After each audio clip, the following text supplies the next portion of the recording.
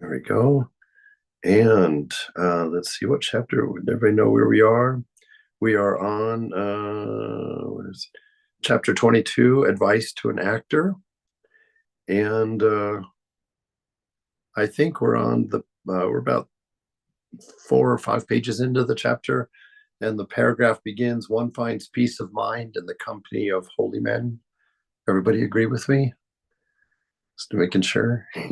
Okay. So,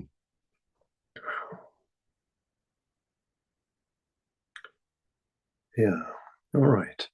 So Thakur is talking here, and he's talking with an actor. And Banerjee has just an actor, or Banerjee has just asked. I have a picture of I have your picture in my room.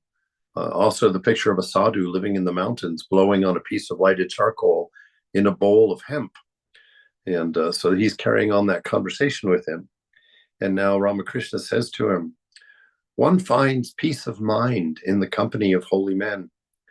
And I think we could take liberty and say holy people there. The alligator remains underwater a long time, but every now and then it rises to the surface and breathes with a deep wheezing noise. Then it gives a sigh of relief. The actor, revered sir, what you have just said about enjoyment is very true. One ultimately courts disaster if one prays to God for enjoyment. Various desires come to mind, and by no means all of them are good. God is the Kalpataru, the wish-fulfilling tree. A man gets whatever he asks of God. Suppose it comes to his mind, God is the Kalpataru.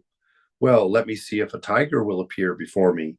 Because he thinks of the tiger, it really appears and devours him. So he's saying, we have to take into consideration what we pray for, because there's this idea. I think from watching it, and what he says here, the actor's saying that whatever you ask for, you get, and there's that's true, but there's a caveat to it. There's a piece in there, in that every action and every thought of your day is a prayer. And so even though you may in the morning, pray for your yacht, that doesn't mean that when you get home after work, there's going to be one in the driveway. Well, certainly not one in the driveway, but you're not going to get it necessarily. And why is that? Because only that one sentence in the prayer went into that asking for the yacht, whereas in all of your actions through the rest of the day, asked for all of these other things. And so mother puts all of those in a big pot. She boils it over a medium heat there and gets it all mixed into a common mixture. And that mixture of averages is what you actually end up with.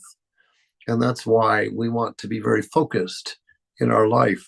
One of the reasons that Thakur talks about this one pointedness of mind. And because if you can have a single thought with one pointedness and make that prayer, that's a very powerful prayer. It's a very sincere and a very earnest prayer.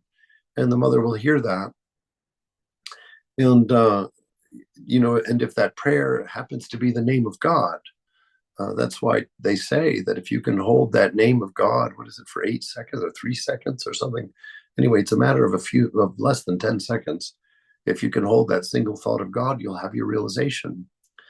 And so this is part of the reason that we work on focusing the mind, on what they would say purifying the mind, to get all of those extraneous thoughts and ideas and desires cleared out, so that we can hear the prayer of the heart. We can hear the prayer for what we really want, right? Because we all struggle with that stuff where, the body wants something and it just nags for it, and it's not good for you. You don't really want it. And yet somehow it convinces you, you get it anyway, because there's a part of you asking for it. There's a part of you desiring it. And so when this actor is talking about, that if you pray for a tiger, you're going to get a tiger. There's a yes and no to that. And it's beyond the single-minded prayer, because you have to understand that the nature of that to which we would be praying to, which is the self, the divine, our beloved, that even though you may be praying very sincerely and very single-mindedly for a tiger, the beloved knows that this child does not need a tiger.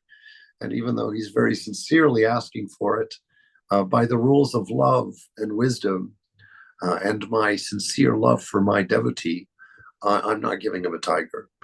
I might give him a lesson on why he doesn't want a tiger by maybe giving, taking him to a movie about a tiger or something. But to know that we have to take that also into account. You can't pray for things that are counter to the nature of the universe and things that are counter to a love of something, counter to a wisdom, quite often may not be answered in that direct way because of love, right? Because God is not that way. What parent would go out and buy their toddler a tiger because he asked for it for Christmas? He wouldn't. He might get him a stuffed tiger or something like that. Master, yes, you must remember that the tiger comes. What more shall I tell you? Keep your mind on God. Don't forget him.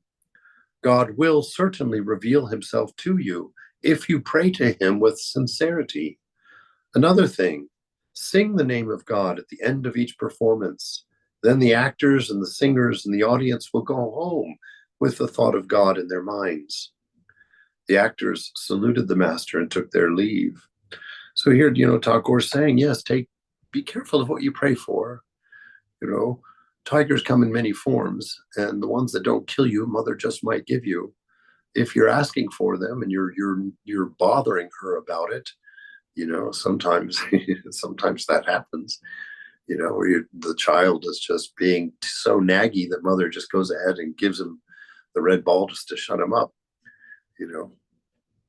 And so be careful what you ask for. That's why they say the best prayer is, Lord, may your will be done.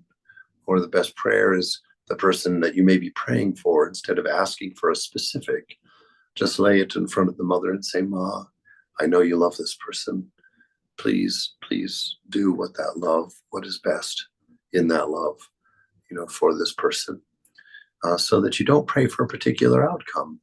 Because even though your outcome with your limited knowledge of the situation may seem like the right thing to pray for, it may be something that's very detrimental to that person if they were actually to get it that way. So surrender is always the end of prayer. You ask for what you want to ask for, say it in the way you want to say it. But the final word is amen, which means as you will, as the Lord wills. And so to have that surrender in your prayer, that acceptance built in. Two ladies, devotees of Sri Ramakrishna, entered the room and saluted the master. They had been fasting in preparation for this visit. They were sisters-in-law, the wives of two brothers, and were 22 and 23 years old. They were mothers of children. Both of them had their faces covered with veils.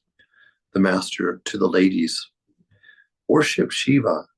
This worship is described in a book called the Nitya Karma. Learn the rituals from it. In order to perform the worship of God, you will be preoccupied for a long time with such religious duties as plucking flowers and making sandal paste and polishing the utensils of worship and arranging offerings. As you perform these duties, your mind will naturally be directed to God. You will get rid of meanness, anger, jealousy, and so forth. When you two sisters talk to each other, always talk about spiritual matters. And so this gives us a clue about a lot of toward really the meaning of ritual worship, the purpose of ritual worship. I was a brahmachari in San Francisco for 13 years, and when you're a monk, you're just you're there all day, and so you're sometimes pressed to come up with stuff that needs to be done, especially if the center is not active, or like we used to close in the summer. There'd be lots of time, and that working in the shrine. Especially like before a special worship, I've shared that quite a few times, because I have to say that I blame a large part of my inner development on the shrine, on my duties at the shrine in San Francisco, in the monastery there, because it does put your mind on God, and you do develop a relationship with the divine when you're doing that direct service. You kind of chit chat with the beloved, and you complain about the work, and you find something that's done nicely or you enjoy doing, you talk about that, and you talk about all the other things that are popping into your mind that, as you're walking, as you're doing that work. And I talk quite a bit about that, and I allude a lot of times to Mother saying this, or Thakur told me this, or whatnot. And it's because of that habit of having Thakur in my mind as I'm doing my duties, as I'm doing the work, that has really formed that habit and given me a faith, and I given me a faith that the Mother's voice is present within me, that divine voice is there, and that these knowings that arise from within ourselves come from the divine, especially when you're accustomed to having a space in your mind for the voice of the beloved, a place that you reserve, that you believe, that you trust in. And everybody's experience of that will be different. In the very beginning, it was very much imaginary, but then over time, for me, it became its own voice. And I have a lot of faith in it because I feel like I learn things, I know things at times that I didn't know. They are things when I hear my mind say things to me that I wouldn't say to me. And so I encourage the practice of that. And here Thakur is really encouraging us to have this constant habit of being with the beloved in our mind always, being aware of that presence. And in the beginning, if you don't know, if you don't know, you don't have to make up what God would do. And actually, if you do that, be very careful, because I'm sharing very personally here, and I hope that's not too bad, but because growing up, I had a definite image of God in my childhood mind, and I heard lots of stuff about the source of that, idea of God. That as an adult, I look at those things that were said and were taught were very harmful to my inner relationship, because they were often very judgmental and often very harsh. And God was often presented to me as a trickster who would trick me into my own harm at times, that he was out to fool me sometimes. And as much as I know that there are scriptures that allude to an idea like that, that idea can't be true, because how can you learn to have a faith and a trust in someone who would ever trick you into your own harm? And how could you ever blame an entity who has been described as perfect love, a pure love, a love with no selfish motive in it, to have any sense of danger in that, or any sense of a lack of trust? I always think of a toddler and its parents. So temper these ideas of God in the beginning. Be careful of the attributes that you assign, which are totally legal, totally all right to do, but test them according to the nature of love and according to the nature of wisdom, and with the idea of, I always test them when I think, well, if a parent ever told a child that, would it be acceptable? Because God would never do otherwise. He would never let a child, he would never lead you to harm at all. He would never try to lead you in a way that wasn't toward light, that wasn't toward love. And he says, by having this, doing these duties, and keeping this image of the beloved in the heart, in the mind all the time, he says that's how you're going to get rid of meanness, right? That's how you're going to get rid of anger. That's how you're going to get rid of jealousy, and so forth. And so it's important to understand that nature, that if you want to change things in your life, quite often I was taught as a child, that that you had to imitate, something, and that you would work on these individual things. But, I've been in the monastery for 25, 26 years now. And when I've done my kind of looking over that 26 years, kind of at the changes that have happened, the inner experience of being that has developed out of that, one very important thing occurred to me about 10 years ago. And that was Of the biggest changes that I notice in my experience of being me now, as compared to what I was just before I joined, that's what I use as my measure. Uh, Almost none of the things that I have targeted, that I have worked on specifically by my own self, have changed. I'm still struggling with many of them and feel like I'm almost struggling at the same level I've always been struggling with them.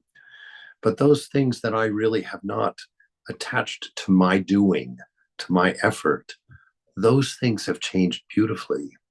Things that I didn't realize, they were the kind of just the experience of being one of them. And so, you know, Ramakrishna is giving us a great teaching here. It's like, you're not responsible for changing all of the things. When you put out a forest fire, you don't go running around putting out one little flame at a time. You take that hose, you just go everywhere, just get it going. And so it's kind of like that. Keep your mind on God. That's your responsibility. Not going out and pretending you're a nice person, not going out and giving more money to the homeless, not as exercises. That's not how it happens. It's not like you practice being a nice person and then you suddenly become a nice person. No, the practice is keeping the mind on God always. And the presence of the beloved is what inspires and initiates all of the changes within ourselves. Right? So we keep our mind on the divine, and there won't be room for all the other things to arise. And when the other things do arise, you're in the presence of the divine. And so you're not left alone. And if something that arises that shouldn't have arisen, then you nudge Mother, you nudge Thakur, and just tell him, not right now, Thakur. That's not a good one for me. Take that one out back, would you? Like that. So your duty, is to stay in the presence of the beloved, not to fix yourself, not to do all of those things. Yours is to keep the mind thinking of pure and unlimited love all the time, soaked in a deep and abiding wisdom. And when you two sisters talk to each other, always talk about spiritual matters, right? Spiritualize everything in your life, no matter what it is. You're vacuuming, well, vacuum Mother's house. You're mowing the lawn, well, mow Mother's lawn. I remember I'm quite lazy, and significantly more lazy when I first joined the monastery. I'm sure Greg can tell many stories about that. But one of the things that was my responsibility was weeding the gardens, right, where we grew all of the worship flowers.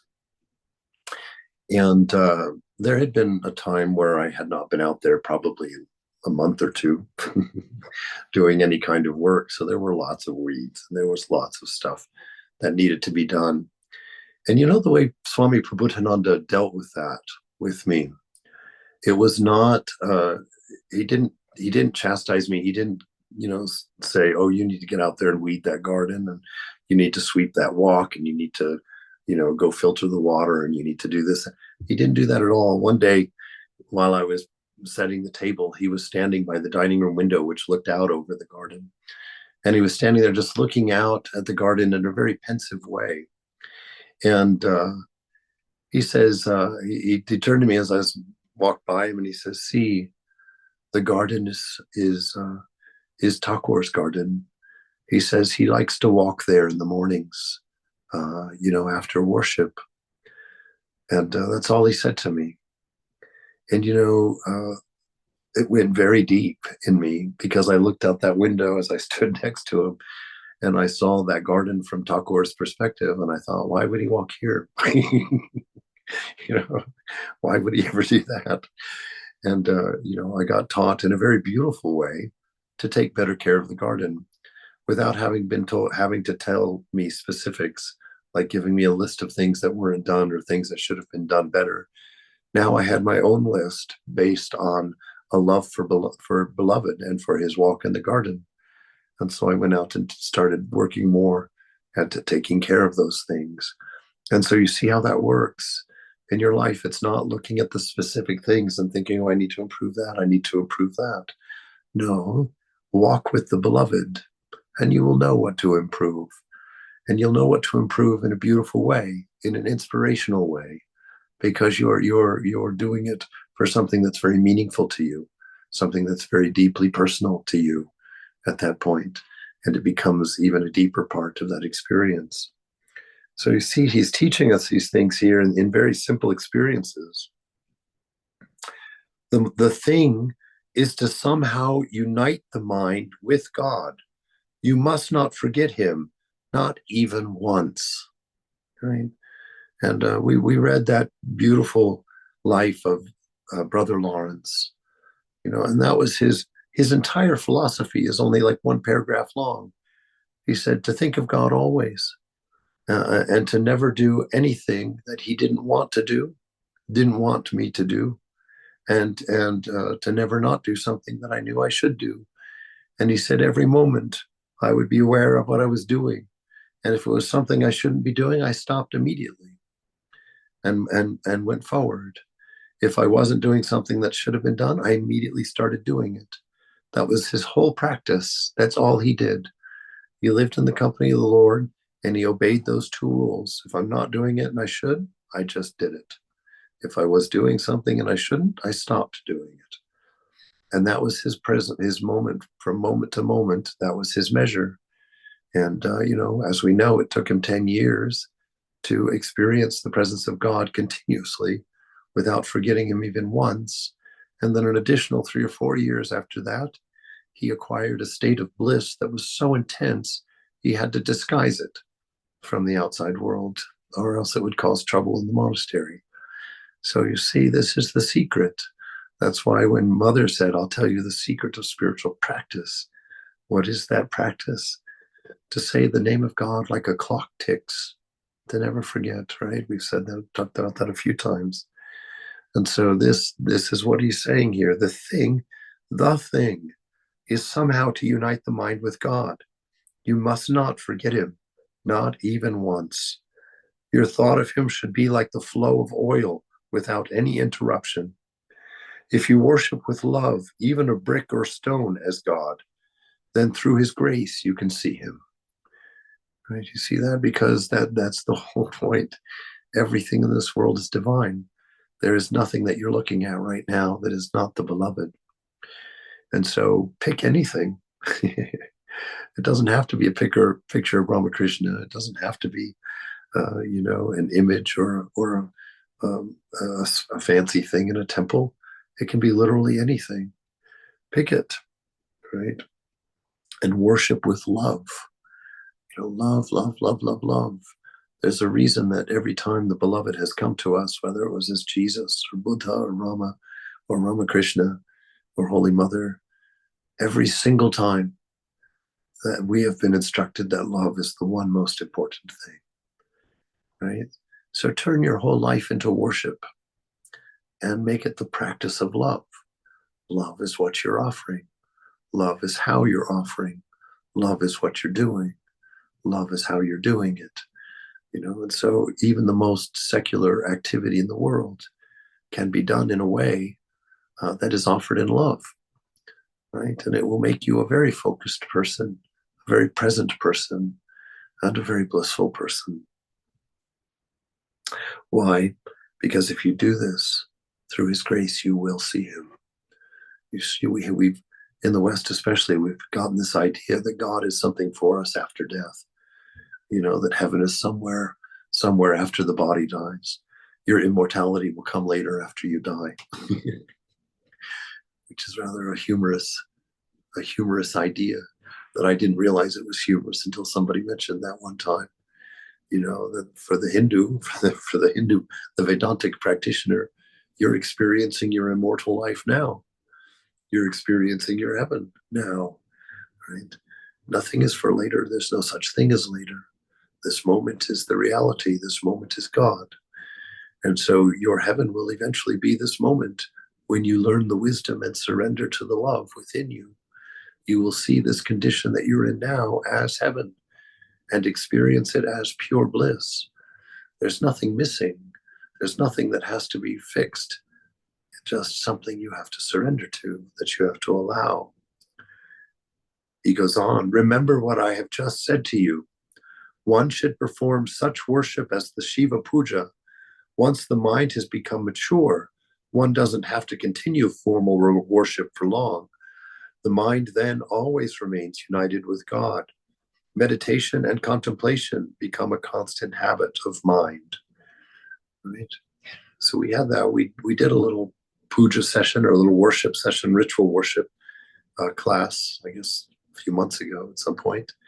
And someone recently asked me to do a one-on-one one with them. And so, learn a worship, learn a simple one at first. You can get as complex as you want. You can start doing pujas that last days and weeks, if you want to. But Swami Prabhupada taught me a nice 25-minute worship that's very, very simple, has very few rules, is very devotionally oriented. And I blame all of my inner life on having done that puja for, a decade or so in San Francisco. So that's why he's saying to you, you should perform such worship as a Shiva puja, as a Jesus puja, or as a Ramakrishna puja. Your own chosen ideal can be anything. And if there's no assigned ritual worship for your beloved, then you can make one up. Maybe get together with your guru. If you have a Jesus mantra or something and nobody has ever even mentioned a ritual worship for you, it's certainly available.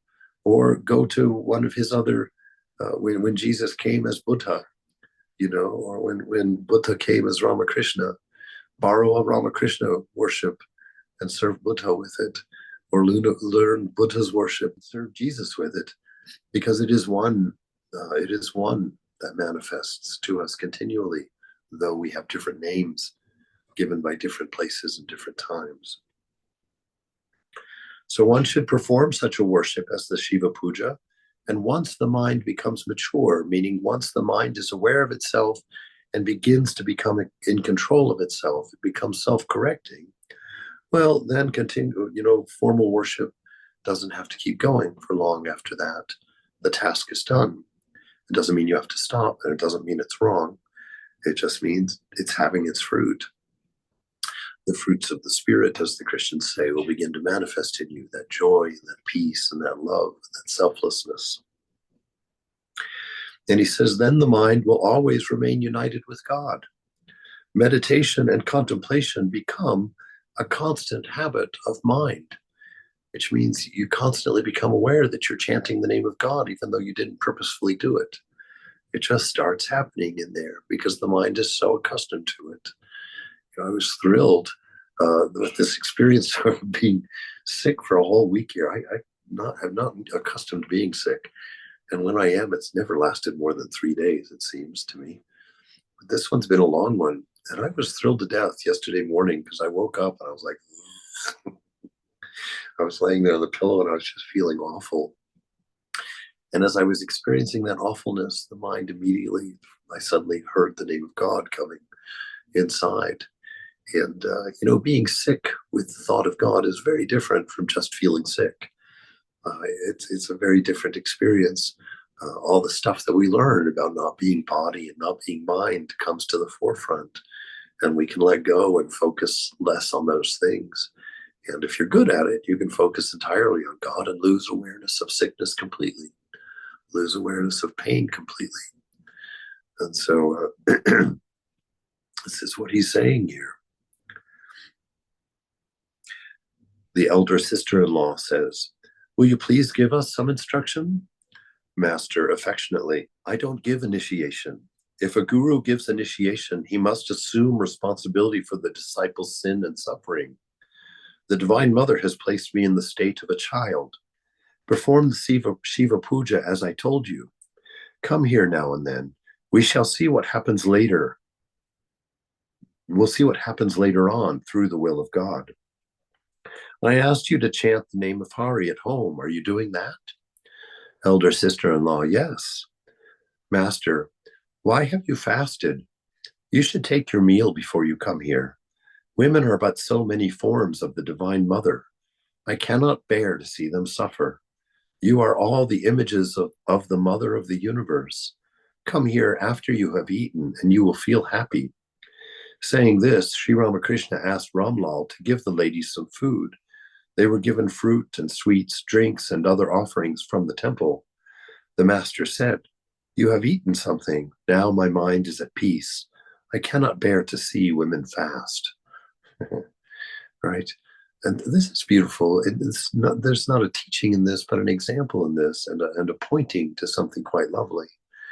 That you see how his love for this woman was informed and affected by his love for God in these women, by seeing them as the Divine Mother, as images of the Divine Mother. And so all of that love that he had developed through that constant remembrance of God is affecting how he's seeing the world around him and how he's existing in the world around him. And you can see that his love for them is now becoming an action. You know, that they came there, they'd been fasting, I think for the Ekadasi or something, what we'd read earlier, I don't know. Anyway, they were fasting. And he says, I can't bear to see a woman suffering, right? And so definitely we could use this in the world today. We don't want to see anyone suffering. We especially don't want to see women suffering. And there's a lot of that going on. And so think of God, that this might not be the case in our lives. It was about 5 o'clock in the afternoon. Sri Ramakrishna was sitting on the steps of the Shiva temples. Adhar, Dr. Nitai, M, and several other devotees were with him. Master to the devotees, I want to tell you something. A change has been coming over my nature. The master came down a step and sat near the devotees. It seemed that he intended to communicate some of his deeper experiences to them. Master, you are devotees. I have no hesitation in telling you this. Nowadays, I don't see the spirit form of God. He is revealed to me in human form. It is my nature to see the form of God, to touch and to embrace him. God is saying to me, you have assumed a body, therefore enjoy God through his human forms. Right? This is a beautiful teaching. You know, we believe desperately that we have this body, that we are this body. And so we live in the world of bodies. We live in the world of people. And he says, don't just go inside to see God. Just don't go into the head, because there's times when you're distracted from inside the head. So train yourself also to be reminded of God outside. He says at one point, you don't have to meditate with your eyes closed. He said, God exists equally with your eyes open. And so our practice should also include that. You can do your meditation practice in the morning. That will be your internal practice. And then when you catch the bus to work, that's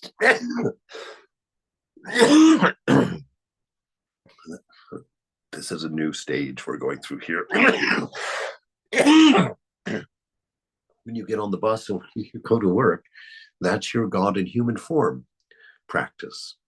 Looking around and tell them that you recognize him. When I first started trying to do that, I told you about that in LA many years ago, when I was first assigned to the Hollywood Temple and I moved to LA. And of course, I was coming from 27 years in San Francisco. And San Franciscans have a very snooty attitude toward Los Angeles people. We see them all, they're very shallow down there. All those surface things, all that nice weather. There's no real art there. There's no real education there. There's no wisdom or depth down there. And so I had a little bit of that in me just because I'd lived there for 27 years. And I felt the people in Hollywood were not friendly and were very standoffish. And so this is the first time that I really started practicing that idea of consciously seeing people on the sidewalk coming toward me and reminding myself, Mother is coming toward me. Oh, Ramakrishna is coming toward me. And I would greet them accordingly, smile nicely at them. I wouldn't necessarily say anything because sometimes they wouldn't, people just don't. And if you say something and need a response, that's not the best thing, because you're forcing something on that person. But if they do give a response to you, if they do look at you or they do smile, you're ready to smile very sweetly back at that. And that happen changes a lot, because it changes the way you feel about the woman in front of you at the grocery store that's writing a check that's making you late. And you're you sit there, and at least you can pray to Takor to hurry up and finish writing his check. But not have that anger form inside, that lack of patience form inside. And when you talk to the cashier, it becomes that act of worship, where you've been thinking in line all along, oh, this is Takor. Well, the Holy Mother is doing the cashiering here. And then when you see her, you greet her. And no matter what you say, of course, you're not going to say, oh, Divine Mother, it's so wonderful to see you. Well, maybe if you're led that way, go ahead. But if not, at least when you address her as cashier, there's a sweetness and a familiarity in your face and voice that will wake up something in that person. They will feel it. That was the one when I met my first guru, my first teacher. That was the singular most powerful thing about it, is that when she looked at me, it caught me off guard, because she looked into me that I didn't even know was there. She looked past my face and past my personality. She looked at something that made me feel the vulnerability of nakedness in front of her. I knew that she saw me. She managed to get past all of my mirrors and defenses. She saw me, and I was like, oh my God, I had even forgotten I was in here somewhere. And so you can be that for the world also, when you learn to see your beloved in everybody's face, because that's exactly who you're looking at. And he is, or she is, hidden behind the personality, behind the image, behind the face, behind the style or the presentation. And so when you look at that person and you look past all of that, that person is also spiritual, whether they've practiced or not. That's their nature. Whether they remember it or not, it's their nature. And if you look and they see you looking, they will feel it. It will remind them. And it's a wonderful and beautiful thing to be reminded of. The thing within you that makes you valuable, the thing within you that makes you beautiful, the thing within you that makes you worthwhile. And to be reminded that that thing exists there behind all of the nonsense that we normally depend on for those things.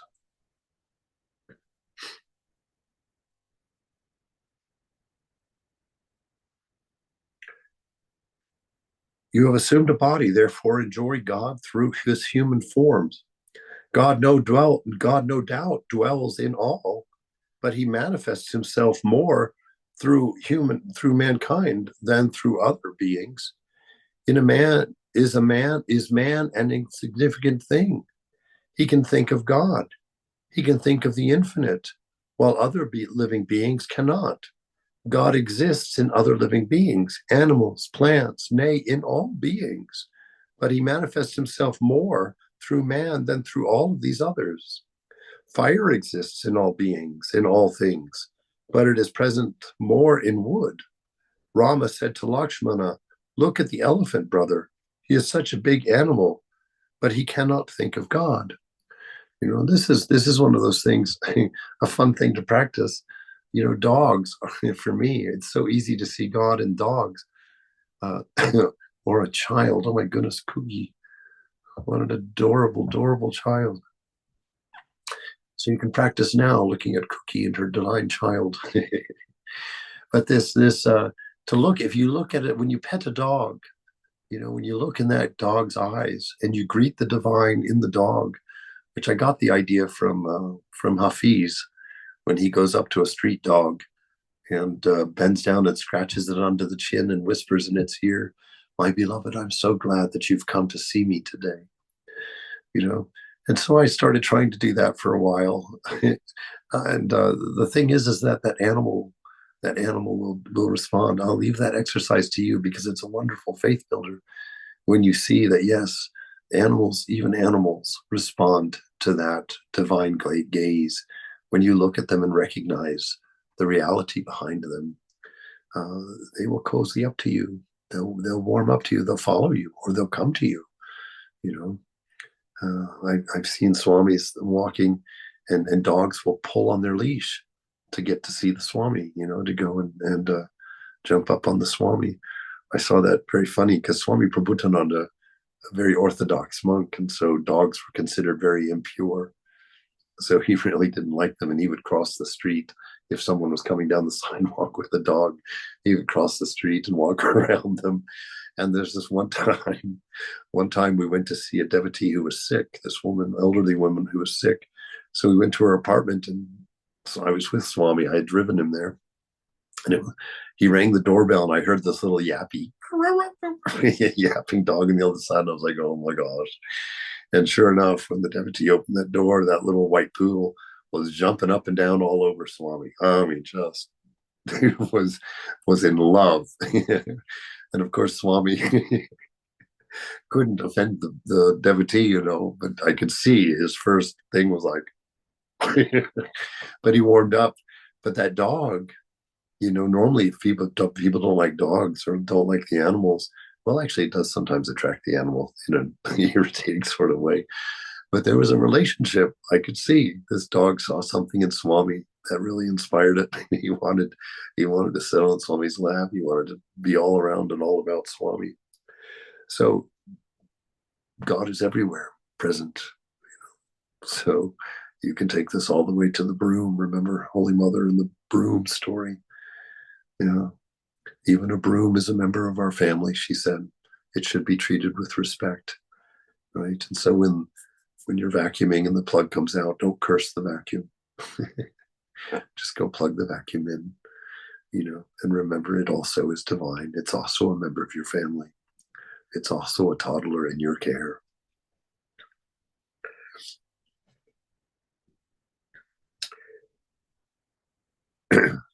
Look at that elephant, brother. He is such a big animal, but he cannot think of God.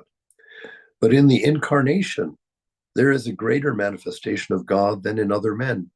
Rama said to Lakshmana, brother, if you see in a man ecstatic love of God, if he laughs or weeps and dances in divine ecstasy, then know for certain that I dwell in him. The master remained silent. After a few minutes, he resumed the conversation. Master, Keshab Sen used to come here frequently. As a result, he changed a great deal. Of late, he became quite a remarkable man. Many a time he came here with his party, but he also wanted to come alone. In the earlier years of his life, Keshab didn't have much opportunity to live in the company of holy men. I visited him at his house in Kolutula Street. Hriday was with me. We were shown into the room where Keshab was working. He was writing something. After a long while, he put aside his pen, got off of his chair, and sat on the floor with us. But he didn't salute us or show us any respect in any other way. He used to come here now and then, and one day in a spiritual mood, I said to him, one should not sit before a sadhu with one leg over the other.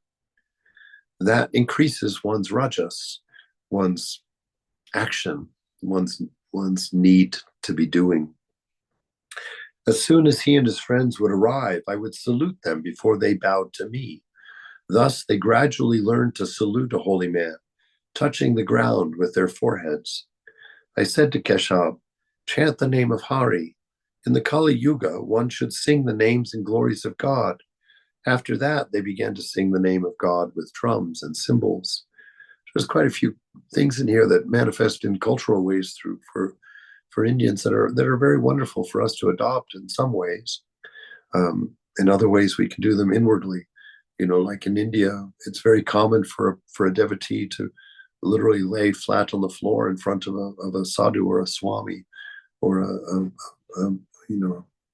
a devoted practitioner of spiritual life, and to show an immense amount of respect. I mean, it's, as a Westerner, I have to say it's awe.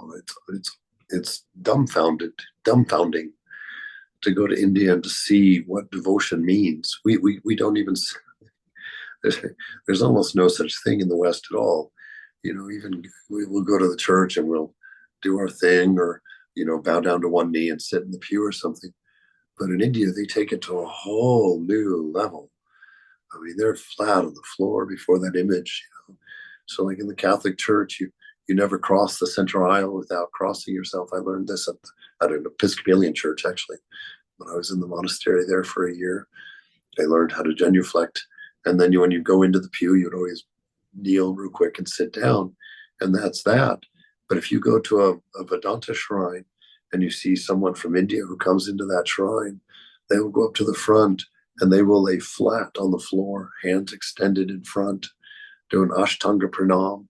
And sometimes they'll even put their hands over the back of their head, and almost hit it as if to drive it even more into the ground before the Lord.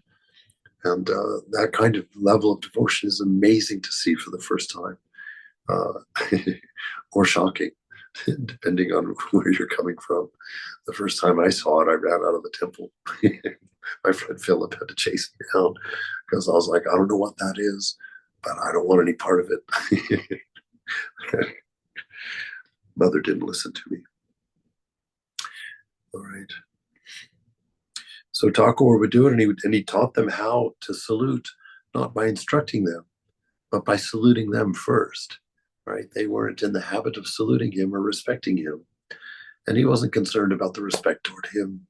He knew that this was a practice that would deepen their experience of the divine, and so he began saluting them. And he would do it before they would do it to him. So even after they started doing it, he would beat them to it.